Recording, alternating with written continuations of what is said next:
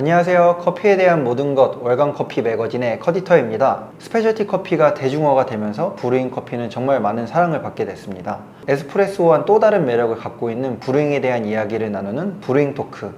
오늘은 2022 한국 에어로프레스 챔피언십 천명준 챔피언님과 함께합니다. 안녕하세요. 반갑습니다. 네. 그러면 오늘 브루잉 토크 시작하도록 하겠습니다. 오늘 또 영상으로 처음 접하시는 분들도 계실 것 같아서 본인 소개 한번 부탁드립니다.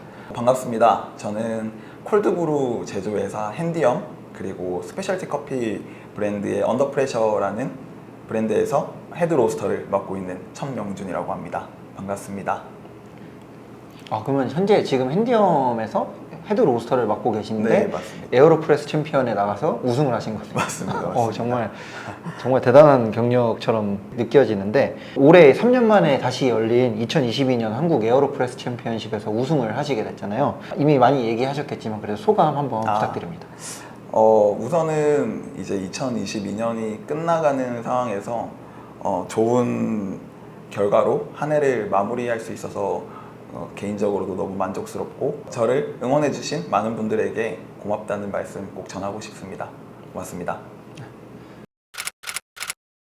그럼 또 챔피언이 되셨다 보니까 대회를 준비하셨던 과정이랑 또 대회장에서 직접 하셨던 시연에 대한 이야기가 궁금하거든요. 혹시 이에 대한 설명을 좀 해주실 수 있으실까요? 우선은 이제 제공되는 원두 자체가 정말 라이트하게 로스팅되어서 제공이 되었고 제가 그 커피를 커핑했을 때는 향미보다는 단맛이 위주인 커피라고 저는 개인적으로 판단을 했어요. 그래서 이 커피를 어떻게 추출할까에 대한 고민을 했을 때 이제 조금 더 클린컵을 위주로 두고 단맛을 최대한으로 좀 극대화를 시키는 것에 목적을 두어서 추출을 하는 것으로 방향을 지었습니다. 그럼 에어로프레스 대회는 보통 원두를 이제 지정돼서 받다 보니까 그거에 대한 맛을 일단 파악을 개인적으로 하셨고 네, 맞습니다. 그거를 추출해내기 위해서 좀 연구를 하신 거겠네요.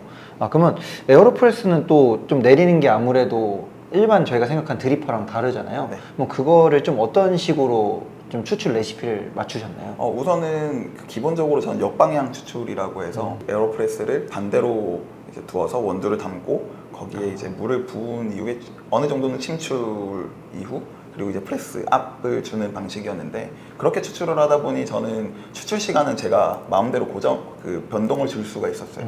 어차피 마지막에 추출되는 시간까지만 제가 조정을 하면 되기 때문에 그래서 추출 시간을 고정으로 한 이후에 그 사이에 이제 원두 분쇄도나 물 온도 그리고 이제 제공되는 물 자체가 나트륨 필터였기 때문에 어느 정도 단맛은 더 높게 형성이 될 거라고 판단을 했고 실제로 대회장에서는 제가 생각했던 것보다 더 추출이 원활하게 추출이 돼서 저는 연습 때보다 더 커피가 맛있게 나와서 저한테는 조금 더 좋은 환경이지 않았나 그렇게 생각을 합니다. 오히려 연습했을 때보다 현장에서 맛이 더 잘 표현됐기 때문에 어떻게 보면 약간 우승을 직감하셨나요? 안 하진 않았습니다. 에어로프레스 특징은 아무래도 추출을 할 때 압을 줘서 한다는 거잖아요. 압을 통해서 좀 커피 맛에 변화를 줄 수 있을까요?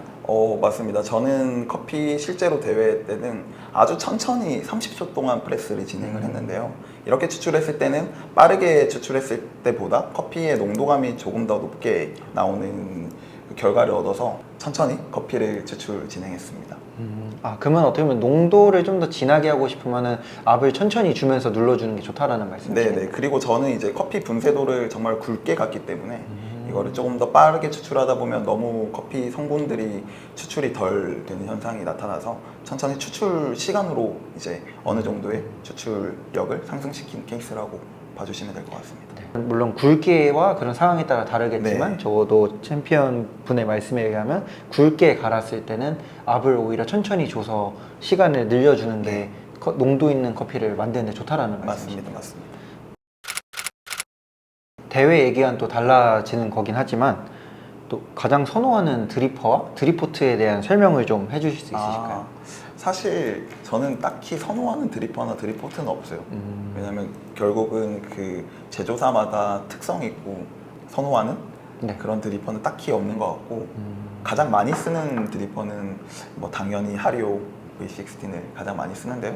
V16을 사용하는 이유는 사용자의 의도를 가장 접목시키기 쉽기 때문에 많이 사용하는 편이고요. 네. 그리고 브리스타 드리포트를 사용을 많이 하는 편인데 아무래도 물줄기 안정성이 있기 때문에 많이 쓰는 편입니다.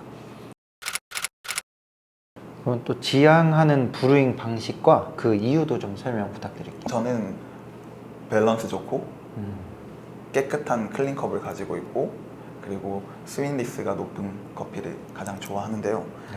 밸런스가 좋은 커피는 이 커피 한 잔을 다 마실 수 있게 만들어주고 그리고 깨끗한 클린컵은 플레이버를 더욱더 선명하게 만들어주고요. 그리고 높은 단맛은 플레이버의 퀄리티를 높여주기 때문에 이 세 가지를 좀 중점적으로 만드는 편입니다. 저번에 김승백 바리스타님도 단맛을 중심으로 밸런스 좋은 커피라고 하셨었는데 확실히 이제 브루잉 커피 잘 하시는 분들은 기본적으로 밸런스 자체를 되게 중시하시는 것 같습니다. 아무래도 어떤 거 하나가 튀다 보면 처음에는 맛있게 느낄 수는 있지만 이게 다 마시기는 좀 힘든 경우가 많아가지고 그렇게 생각하는 것 같습니다. 아무래도 브루잉을 또 잘 하시다 보니까 브루잉 좀 설계 노하우를 여쭤보고 싶습니다. 우선은 저는 라이트한 커피를 즐기는 편이고요. 그럴 때마다 개인적으로 어떤 처음 콩을 받았을 때 항상 똑같이 커피를 내리는 레시피가 있는데 15g의 원두를 사용을 해서 93도의 물로 40g의 물을 사용해서 30초간 블루밍을 진행하고요. 그리고 총 추출량으로 봤을 때 120g까지 투입을 한 이후 1분이 지나면 180g을 투입해주고요. 네. 그리고 1분 20초가 지나면 230g까지 추출을 한 이후에 그거를 먹어보는 편이에요. 그리고 그걸 먹으면서 이제 과다 추출의 뉘앙스가 나면 추출 횟수를 줄인다던가 네. 아니면 뭐 물 온도를 낮춘다던가 이제 그런 다양하게 좀 접목을 시키는 편입니다. 앞서서 설명해 주신 레시피를 기본적으로 두고 있고 네네. 이제 그 맛에 따라서 약간의 그 조정을 들어간다는 말씀이시네요. 네네. 아무래도 잘 녹는 커피가 있고 네. 물에 좀 잘 안 녹는 커피가 있기 때문에 이런 식으로 좀 변형을 주는 편입니다.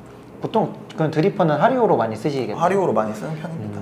그럼 하리오 쓰시는 분들은 한번 집에서 내려보시고 댓글 좀 달아주시면 감사하겠습니다. 이제 또 매장과 브루잉 대회는 또 다르잖아요. 네. 어떤 점에서 좀 다른 게 있을까요?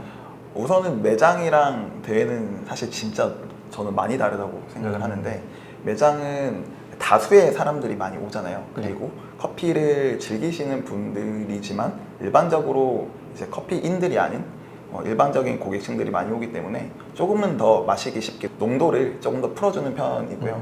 대회에서는 아무래도 선명하게 플레이버가 보여졌을 때 더 좋은 점수를 받을 수 있기 때문에 네. 그런 차이점이 있습니다. 그럼 어떻게 보면 대중들이 마시기 때문에 매장에서는 조금 더 마시기 편안한 거를 기획하시고 둘 다 밸런스는 챙기겠지만 네네. 그 대회에서는 조금 더 플레이버가 강조될 수 있는 느낌이라고 하는 거죠. 네, 맞습니다. 그 매장에서 사용하는 원두와 대회에서 사용하는 원두는 조금은 다르기 때문에 그쵸, 네. 그렇게 좀 다르게 접근하는 편입니다. 최근 푸어스테디와 같은 자동 브루어들도 사실 많이 사용이 되고 있잖아요. 그럼 이에 대해서 좀 어떻게 생각하시는지랑 혹시 이러한 것들이 바리스타를 대체하게 된다라고 생각하시는지 궁금해서 저희가 질문을 드리고 싶습니다. 우선은 새로운 장비가 나온다는 것에서는 항상 긍정적이라고 생각을 하고요. 음료 한 잔을 만드는다는 관점에서는 이제 바리스타를 대체할 수 있다고는 생각하지만 고객과 소통한다는 것과 이 커피를 세팅하는 역할은 바리스타를 대체하기는 힘들 거라고 저는 개인적으로 생각하고 있습니다.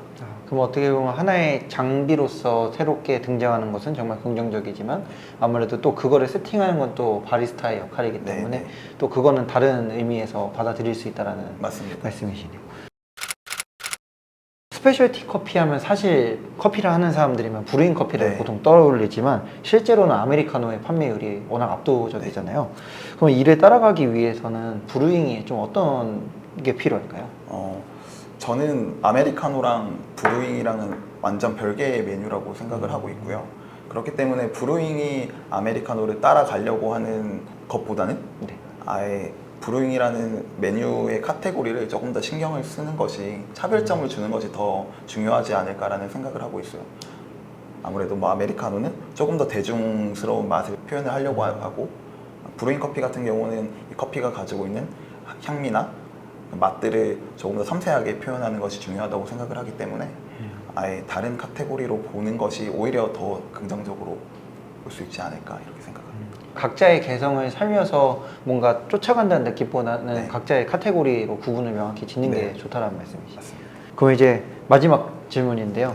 이제 또 에어로프레스 챔피언으로서 이제 오는 12월엔 밴쿠버로 가시고 또 사실 이제 이것만이 끝이 아니시잖아요. 이제 챔피언으로서 또 앞으로 행보가 저희가 되게 궁금한데 어떤 계획을 갖고 계실까요? 사실 올해 제가 정말 좀 개인적으로 열심히 살았다고 자부할 수 있거든요.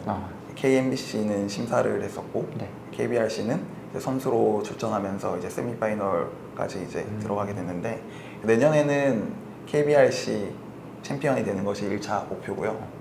그리고 월드 챔피언이 되는 것이 목표입니다. 내년에 이렇게 앉아서 또 다른 촬영을 할 수 있기를 기원하면서 저희가 또 오늘 영상을 마무리하면 되겠네요.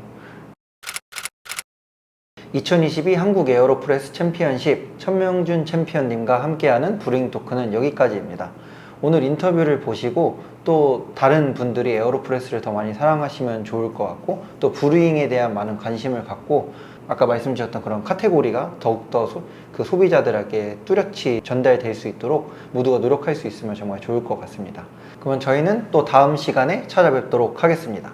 그럼 투비 커피 뉴 다시 해볼까요? 투비 커피 뉴 그럼 투비 커피 뉴 고생하셨습니다.